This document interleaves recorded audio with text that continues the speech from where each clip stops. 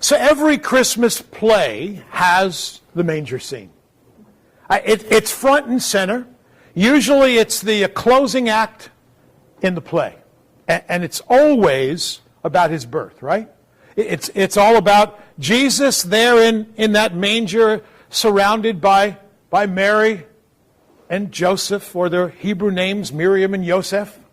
There they are, and of course in the play there are the animals that are there, sometimes people in costumes, and some of the churches, depending on where they meet, they try to bring in the live animals and hope the carpet won't get decorated.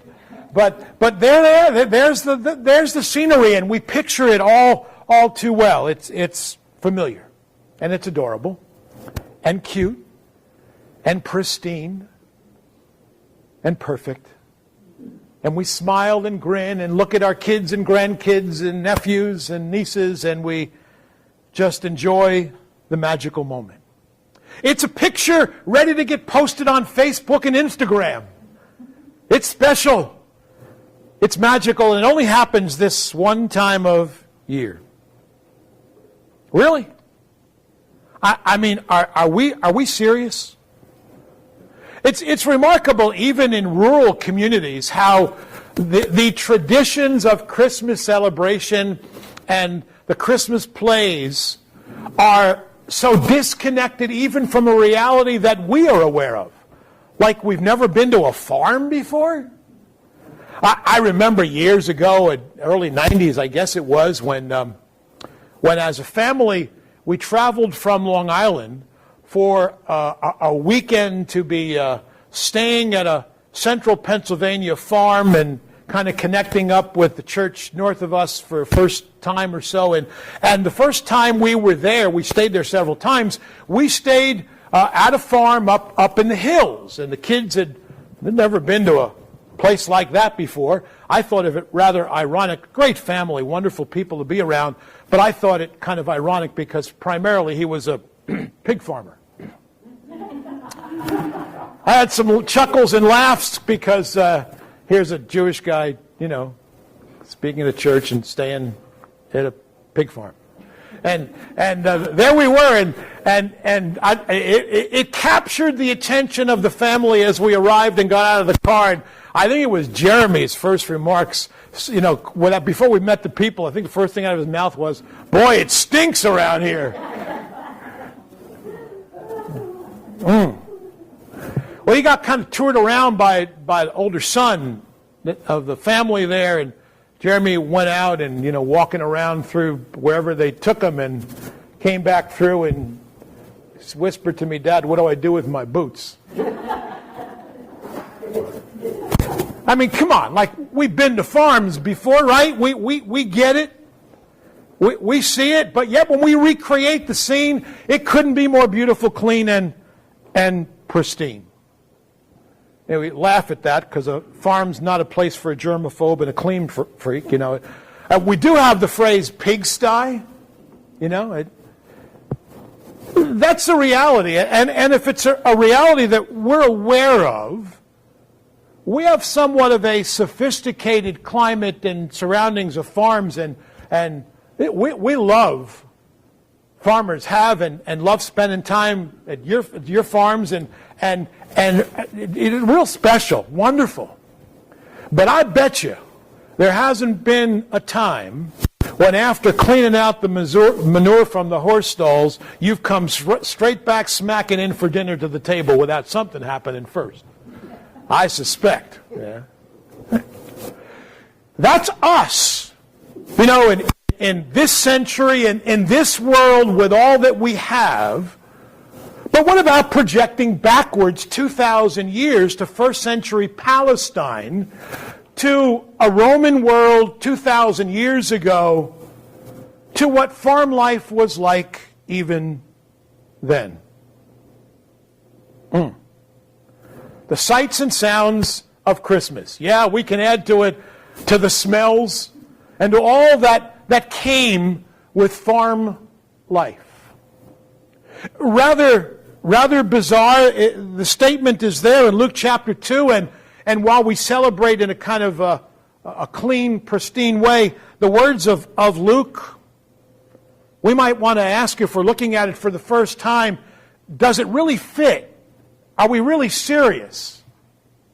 He just records for us in the opening words of Luke chapter 2 that Miriam and Joseph are traveling from their home. They have resettled, much of the family has, to the northern Galilee region. By the way, a lot of families did, especially those who were very poor, because it was much less expensive to live up in the Galilee region than it was down in the capital region and outside in Jerusalem. And you could get land cheaper. You can be free from a lot of oppression. The Romans were much heavily in number in the southern Judea region. They had less oppression to a degree in the north, although that was changing over time and taxation and oppression was increasing.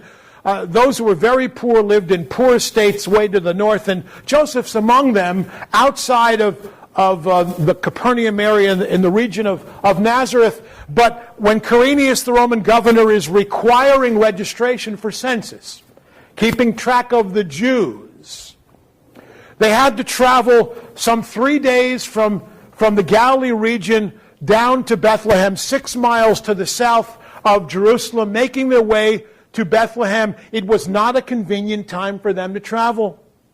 She was fully ready to give birth. And sure enough, that's precisely what ultimately occurred. Making their way to Bethlehem, which was his home of his family and heritage, the house of David, from the line of David, that's where he had to register for the census. And we're told in verse 6 of chapter 2, it came about that while they were there, they have arrived now in the outskirts in the village of Bethlehem, probably later in the evening. The time was completed for her to give birth. And it's a one-verse statement, isn't it? Most of us have it memorized because we're so familiar with it. She gave birth to her firstborn son. By the way, for Bible freaks who like some specific detail, here's a little nugget that has nothing to do with where we are, but you can take with you. It's one of those statements that will identify the reality of who Miriam was and who she wasn't in religious circles. The phrase that's used in the Hebrew, firstborn, first has to do with, in the Hebrew context, the first of others. Which underscores the fact that in spite of what some teach about Miriam, about Mary, she was not pure and a virgin for her whole life. She was up through the time of the birth of Yeshua, but yes, she did have others that followed Jesus. And the Gospels affirm that, in spite of some who would want to say, well, the term speaks of brothers, but not in a literal sense, because extended family lived and they were all brothers. It is a way of avoiding the text and the reality of Hebrew culture. He had others. There were others that followed. And that also gets underscored, by the way, the same truth in Matthew chapter 1, where we're told about Joseph honoring the commandment of the angel and the revelation of God. He kept Miriam pure, and the text says until, which is again a Hebrew term and a Greek term that implies that after birth they had normal relationships as a husband and wife, which of course came Jesus, the first of others. But that's another thought you can take with you sometime if you're debating with some who Mary really was and who she wasn't. But there it is in Luke chapter 7, Luke chapter 2, verse 7. She gives birth to Yeshua, to Jesus, wraps him in cloths, lays him in a manger, and no room in the inn. And we'll put this one together with, I hope, some greater understanding. When we consider that scene, their arrival in Bethlehem, the onset of labor, and the birth that took place where and when it did, it would be appropriate to ask the question, I suspect maybe Joseph did, like, what? You kidding me? What went wrong? Did God miss a step? Did he miss a beat? Did something go wrong? This didn't fit the script. Remember the reality of the scene. When the term is used for manger, it's simple Greek word, photne, the Greek word, it means an animal feeding trough. Pretty plain and simple. Within the culture, these mangers, these fatnes, the animal feeding troughs, they weren't made of wood. They were made mostly of clay and stone that were carved. And to those mangers, feeding troughs that were in homes that were fixed and stationary, many of them were actually secured and fastened, like tied down to the ground. They were staked so that they couldn't be knocked over. Some of them that shepherds would carry with them and maybe settle in a plot of land out in the wilderness for a period of time and then after months relocate. Some of them were more portable to be able to travel with you, but most of them were fastened. And interesting, there was a distinction between fatnes, mangers, animal feeding troughs of the Canaanites and the Samaritans and the Gentile groups and the Jewish groups, because what made mangers for Jews different was their size. Jewish mangers were smaller than the others, much smaller, almost like portable little cribs could be. But the reason why is rather fascinating, because it really came out of rabbinic interpretation of the Sabbath law of the Old Testament. Remember in the Ten Commandments given to Moses and then to the people of God, and the rabbis over time turned that into a code we must follow if God will be pleased to us. The staircase traveling, I have to do this, I have to do that in order for God to be pleased, and I'll work my way to heaven. And so they established a whole code of this is what you do, this is what you don't do. 360 do's, one each day of the year, 360 don'ts, what you don't do. And they had the legal codes, and they defined them with crispness and clarity. Well, the fourth of the Ten Commandments is the fourth commandment that has to do with the relationship the Jews had with God. The fourth commandment was what? Anybody remember of the four? The Sabbath. The first four have to do with relationship with God, and the last of those four, remembering the Sabbath. It's kind of interesting because there's more said in the Ten Commandments about the Sabbath than any of the other commands. There are 4 verses about the Sabbath in the Ten Commandments, by far more than anything else that's there, to make it clear what it was intended for, and also try to make it clear what it was not intended for. But they missed the beat anyway. The Sabbath law, keeping the Sabbath. The model that was there in creation account was designed for purpose to communicate to them, and repeatedly in those 4 verses, the statement of God is, you're not to work, this day will be set aside, it will be a holy day given to worship, given to gratitude, never to forget all that He created, all that He designed, all that He's done for us, never to forget. By the way, another side thought, of the 10 Commandments, 9 of the 10 are repeated in principle in the New Covenant, in the New Testament, in terms of moral responsibilities we have of righteous living. The one that's not repeated is the Sabbath. Not to be found. Just another side thought. But at any rate, here in Exodus 20, the whole principle of no work and honoring God, setting it aside, worship. So here's what the rabbis did. The rabbis got together trying to understand and make clear what God didn't. That's their thinking. Trying to clarify for the people what God meant. Here's what they interpreted God intended. We can't work on the Sabbath. So what we have to make sure is that we define what work is and what work isn't. So here's what you guys do. Since you have to feed the animals, the animals can't go without food on the Sabbath, right? What you'll do is you'll design your feeding troughs to be small, so that on the Sabbath, there's not a whole lot of hay or feed that you'll have to put into the feeding trough on the Sabbath day. And we have determined that since it's small and you're only putting a little bit in at a time, it's not really a whole lot of effort. So it kind of meets the requirement of not working on the Sabbath. It is what it is. I hate that phrase, and I use it, huh? There is the manger. And created, and where you would find them is intriguing as well. Sometimes in the poorer environments, especially well out of the cities and to the north, you would find mangers in single-dwelling homes. Those who were poor, didn't have a lot of land, didn't have multiple buildings on their site. There would be one long facility in which the family would live with their animals. And the only difference might be that where the family largely either ate or slept, there might be a slight elevation from the ground where they would be. But just one step down, the other part of the structure, dirt ground, the animals would be there. Whether it was cattle or oxen or lambs and sheep, donkeys for travel. They'd be in the same hut structure for protection. At the far end, the animal feeding trough would be found, usually up against an outside wall.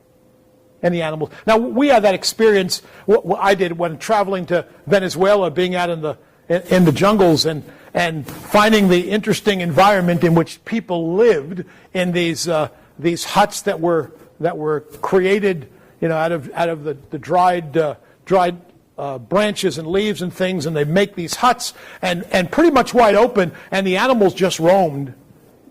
The sheep, the goats, and everything else, the chickens, everybody's roaming, right in with the people, just there. Even the chapel that was built open on the sides, we met together. The animals would be coming right on through with us, come up, nuzzle you. The whole place was just, all the animals were there, people were there. Sometimes hard to tell the difference, but there they were. And in some culture, some Jews, that's the environment in which they would live. That's where the manger would be. Usually fixed, tied down and staked. And at night, the animals with leather straps would be actually tied to the animal feeding trough that's been staked to the ground to provide some security.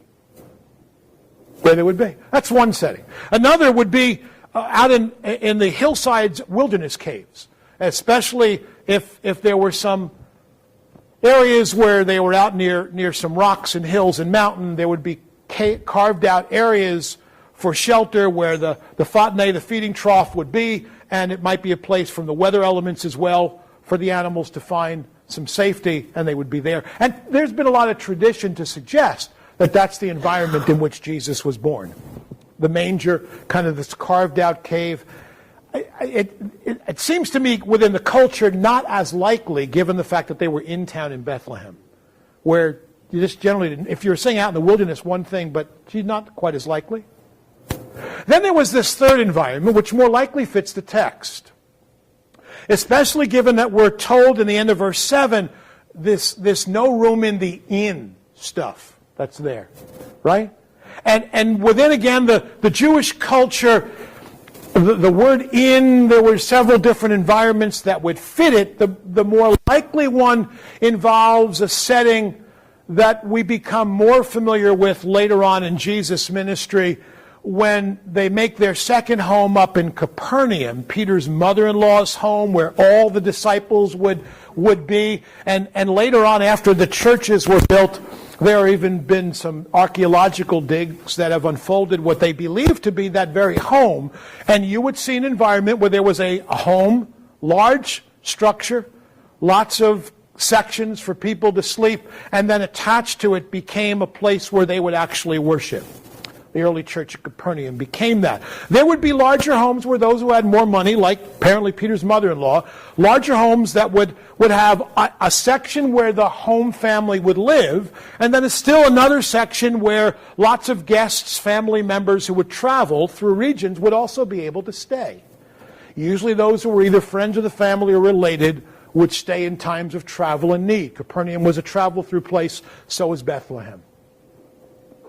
That's the term that's used, suggesting the environment was one of these larger homes with lots of other facilities for people to stay. Given the census, given traveling time, there were many who were coming either to or through Bethlehem who were there for a brief time staying with the host family. If they were doing that, guess what they brought with them? Donkeys or animals for... Yeah. So what you would have would be a home structure with extended rooms, and then separate from that would be we would call it a barn, not nearly as sophisticated, but some kind of rough structure in which the animals would be kept with a number of mangers that would be carved out and would be placed in different sections for the animals of the host as well as the guests who were coming through. Likely the kind of place where Miriam and Joseph finally arrive. It may well have been late enough at night when she's going into labor where the place is already full. Travelers already there, animals already there. Arriving, there's too late, too difficult to get into the household, too late to be able to disturb. They're quickly moving, things are happening, she's giving birth, and Joseph becomes the midwife. And here comes Jesus. So paint this picture. They didn't show up and get accepted through the emergency room at Mount Bethlehem Medical Center. It didn't happen that way. It happens literally out there in the wilderness, just the two of them, and thankfully, protected by God, a safe birth. There is his arrival. I wonder about it all. Do you? Just put the scene together. With all the livestock that is there and no place to go, the one place for some kind of shelter from the elements, cool night, surrounded by the animals, no place else to go. Maybe a ground bed of hay for Miriam, who probably was exhausted. Can you imagine a 9th month of pregnancy traveling on a donkey for 3 days? That'll produce birth. She was probably spent and exhausted, needing to rest. He was probably exhausted as well. No place safe for Jesus. Not to speak of the surroundings of the animals and all that would come with it. I can't help but wonder, just recreating the scene, I try to put myself into the setting, and I become a character in the play. As I study a passage and come through it, when I get to the end of it all, that's always what I do. I try for me to recreate the scene and become one of the characters. And I'm asking myself, what am I seeing? What am I hearing? What am I experiencing? What am I taking in? What was it like? And I put myself in Joseph's place. And I'm thinking, I don't know if he was, but I'm thinking, what in the world has happened? I wonder if they're talking to each other after finally he's safely born. Looking at each other. What happened 9 months ago? We weren't nuts. We didn't drink strong wine. We shared our notes. We heard from this heavenly ambassador. Gabriel spoke the same thing to me, the same thing to you. He's here exactly as we were told. Wait a minute. Gabriel said he would be great. He would be the Son of the Most High. He would reign over his people, an everlasting kingdom. He would be our deliverer. He would be our redeemer. Even his name would speak of who he would be. The angels, they showed up 9 months ago. Where are they now? Where's anybody now? Didn't the angels talk to anybody else? We're alone out here. There's no place and no one. It's just them and a newborn and the stench of a stall with barn animals. And that's it. There is no star. In fact, at the time of his birth, shepherds haven't shown up yet. They are literally all alone. No other family, no one to help, no one from the home, many of whom they likely would have known. No one. No voice from heaven, no words of comfort, no bright shining light, nothing. Wow. I don't know. I put myself into those shoes in that moment, and I am utterly confused by this moment. Because nothing was told them about what was going to happen when he was born. The scribes didn't show up. The Pharisees didn't show up. Nobody's anticipating. Nobody's heralding. Nobody's exciting. There are no trumpets. There is no fanfare. There is no shining light on it all. There's nothing but, wow. Ooh, it's eerie. And no place to lay him.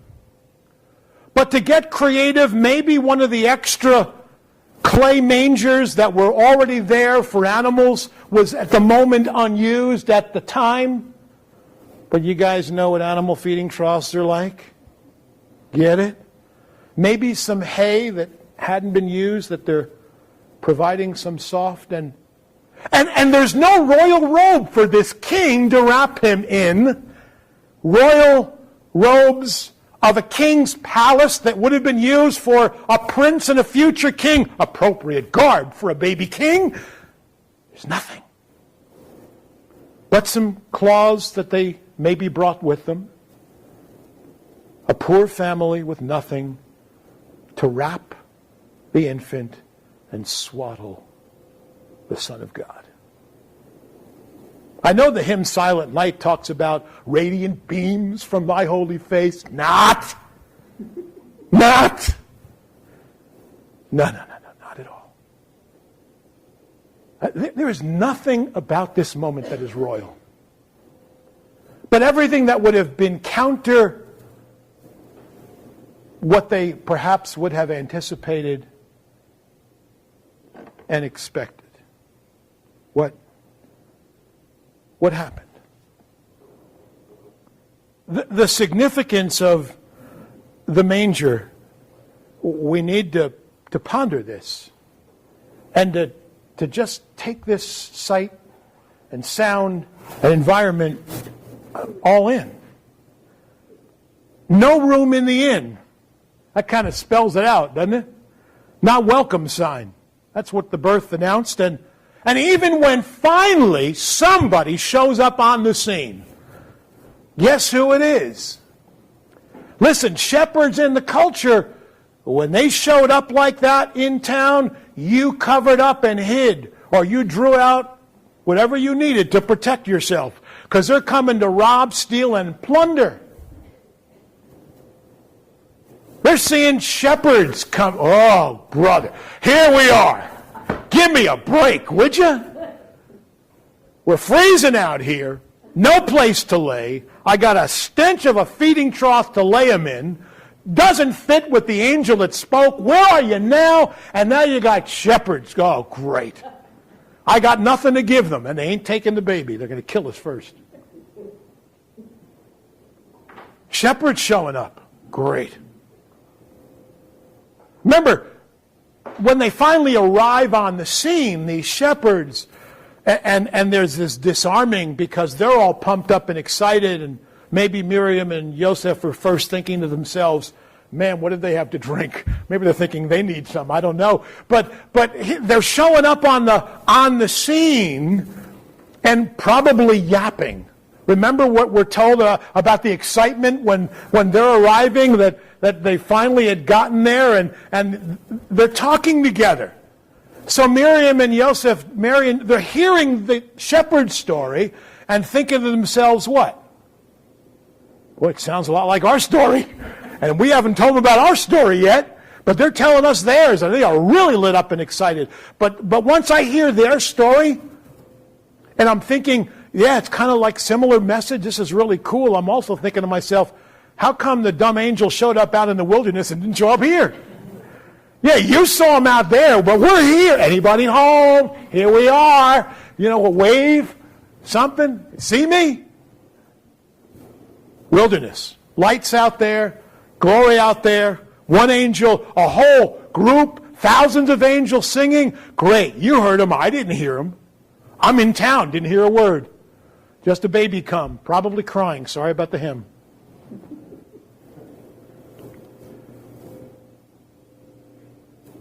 It's strange, isn't it? What's God up to? Doesn't seem to fit. Okay, starting point. Philippians chapter 2, a couple of verses to look at together, to try to put this scene together and help God out of a fix. Just kidding. Understanding what is it that's happening. Because it's not a mistake, and it's not out of character, and it's not like things happened out of sorts before time. This is fixed in the eternal plan of God. It is exactly what God ordained. In fact, the prophet Isaiah, chapter 53, the opening verses of the suffering servant passage remind us that Jesus' arrival in life would be so ordinary, so regular, nothing spectacular, no glow, no majesty. He's just as regular could be. And here you are in Philippians chapter 2. After the Apostle Paul is challenging the believers at Philippi in verse 2 and 3. Make my joy complete, be of the same mind, maintaining the same love, united in spirit, intent on one purpose. Verse 3, do nothing from selfishness or empty conceit, but with humility of mind, let each of you regard one another as more important than himself. Translated in other words, what Paul is saying is this: God wants you to see yourself as low could get. God wants you and me as believers in Jesus to look in the mirror and to see ourselves at the bottom of the heap, not the middle of the heap, not the top of the heap, but as low could be. So that, in terms of one another relationships, when we looked at one another, what we would see as a brother or sister who is more important serving than just taking care of us. So that we would give preference to one another, so that we would serve one another, so that we would honor one another. It's all in this principle of lowliness and humility and surrender and subjection. That's the principle that he's teaching. Now what he does is then model the principle in the most astounding model ever. First part of it we'll look at right now, the next part in a couple of minutes. But look carefully. Verse 5, having given the challenge, Philippians chapter 2, have this attitude, that of seeing yourself at the bottom of the heap. Everyone else more valuable, more important than even your own interests, your own desires, your own plans, your own wants, your own hopes. Have that attitude in yourself. Let it be implanted by the living God, the Christ who is in you, that attitude, which, verse 5, was also in Christ Jesus. And now he uses two illustrations to model getting as low as could go. In verse 6, who? Jesus, although eternally existed in the form of God. There he is in glory for eternity past. He is the forever God, the self-existent God, the one who is from everlasting to everlasting, who possesses all of those divine character traits, all of those divine attributes, unrestrained, unveiled. He is the fullness of the glory of God. He is. And although that has been him for all of eternity, Paul tells us in verse 6, he did not regard that oneness, that equality with the Father, that which he would cling to or hold on to or insist would be his to be manifested always. But he was willing.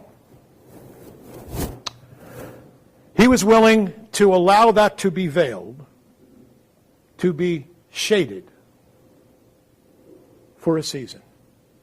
and enter time and enter space. And in the words of Paul there in verse 7, he took the form of a bond servant, the lowest of the low as you could get, and be made in the form just like us, with no radiant glow and no beams from my holy face. He became as low as one could get. Couple that with the first part of Romans chapter 8, verse 9. Romans, the 8th chapter, and the 9th verse, the Apostle Paul wrote concerning Jesus, although he was rich. Now just consider how rich he was, given the fact that he is the creator of the heavens and the earth. He is the possessor of the heavens and the earth. All of the cosmos he owns, he possesses. It's his, the work of his fingers, the work of his hands, his majesty. That's who he is. Not just wealth because of who he is and what he owns, but because of who he is in glory. The object of the worship of all of the angels of the heavens. Although he was rich, Romans 8:9, the contrast, yet for our benefit, for our well-being, for our sake, to meet our desperate need, what did he become? Romans 8:9. Although he was rich, yet for our sake, he became poor. Not the verse? No. You're right. It's not the verse. It's 2 Corinthians 8:9, not Romans.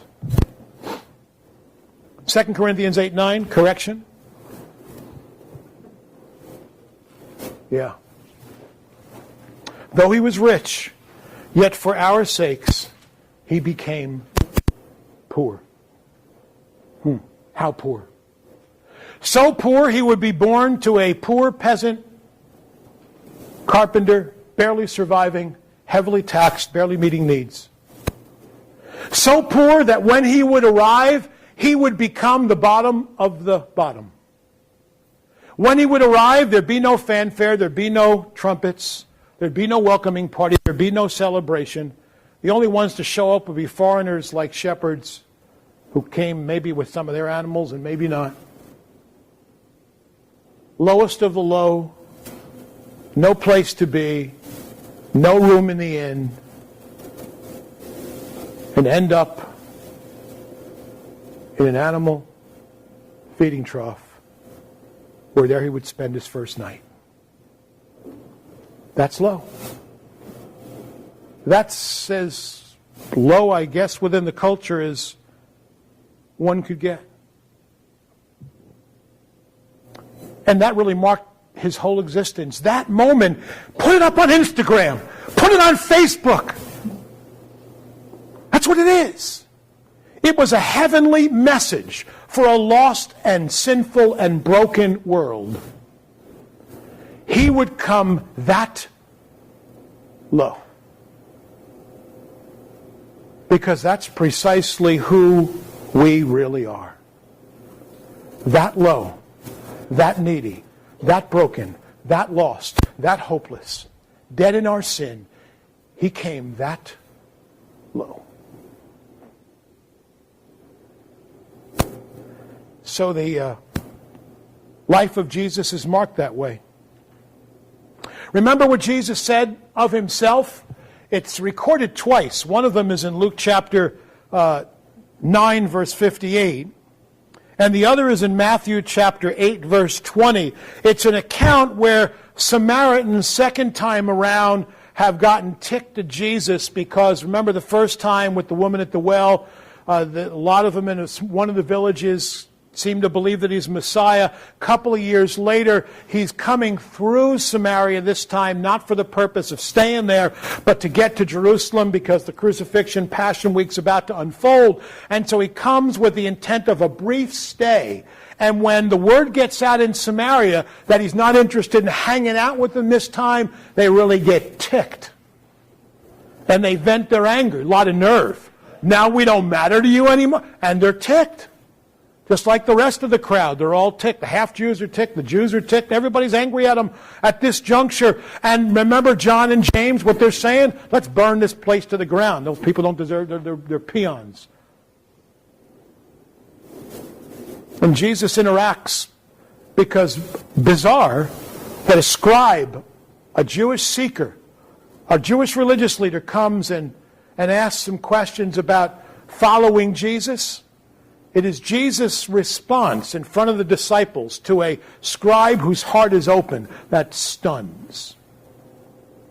Jesus said, you know, God takes care of the animals. The foxes have holes, place for shelter to live. The birds of the air, they have nests. But what? The Son of Man has no place. Wow. Boy, you talk about rejection and abandonment. It kind of goes in line with a lot of what he's going to teach about what following him really means. His whole life is marked by coming to be as low as one could possibly get. The Apostle John would write some years later about his birth, not in biographical terms, but he'd write about it more in theological terms. Remember these words in John chapter 1, verse 4. I'll read a couple of verses. You just kind of take this in. John 1, here's theology of the birth of Jesus. Concerning Jesus, John chapter 1, verse 4, in him, in Jesus, was life. And the life was the light of men. And the light shines in the darkness, but the darkness doesn't comprehend. There's this rejection. And you and I understand what that's like. When you're in darkness for a long period of time, asleep, somebody suddenly turns the light on, what happens? You're squinting, you can't see. There's an immediate reaction to reject light. It's a model truth of how the world would respond to him and receive him, rejecting him for who he really was. And it would come in the words of John chapter 1 and verse 10. He, Jesus, was this light in this world, and the world, even though it was designed by him, created by him, made through him, the world didn't know him. Like dark rejects light, the world rejecting Jesus. In fact, verse 11, John 1, he came to his own, and those who were his own didn't receive him. They acted worse than the others. You see, rejection and humility was a mark of the manger and the mark of his life, and it was the mark of his death.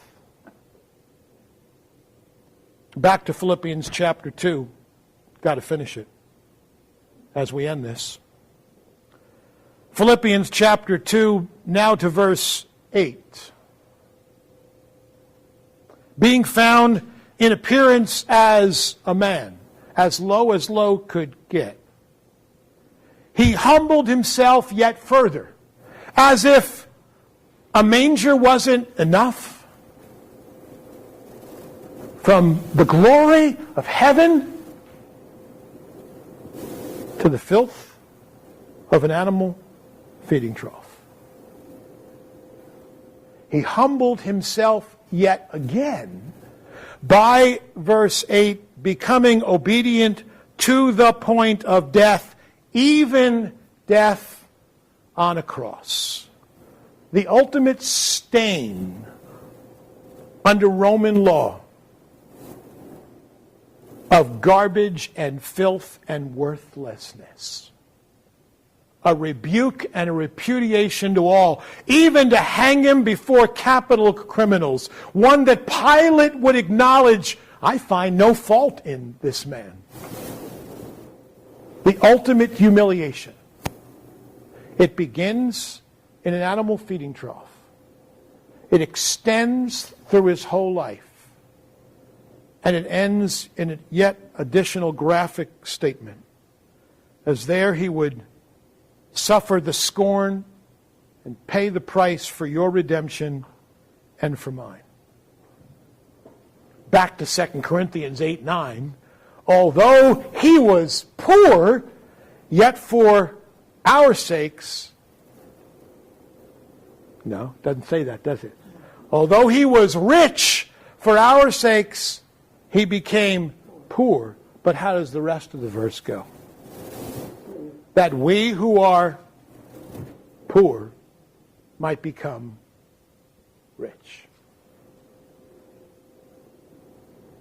From the glory of heaven to the lowliness of a manger, so that he could come to redeem you and me, who are as lowly and lost in our sin as could be, redeeming us and setting us free and delivering us to his glorious a mansion in heaven. He came from there to here to take us from here to there. The manger. But there was no room for him in the end. Hadn't changed a whole lot in 2,000 years. Few find room. Few discover who he really was and why he came. The sights and sounds and smells of Christmas. No, God didn't fall asleep at the wheel. God didn't miss a beat. This is exactly what was prescribed. It was an announcement to a world, not just to the Jews, but to the whole world.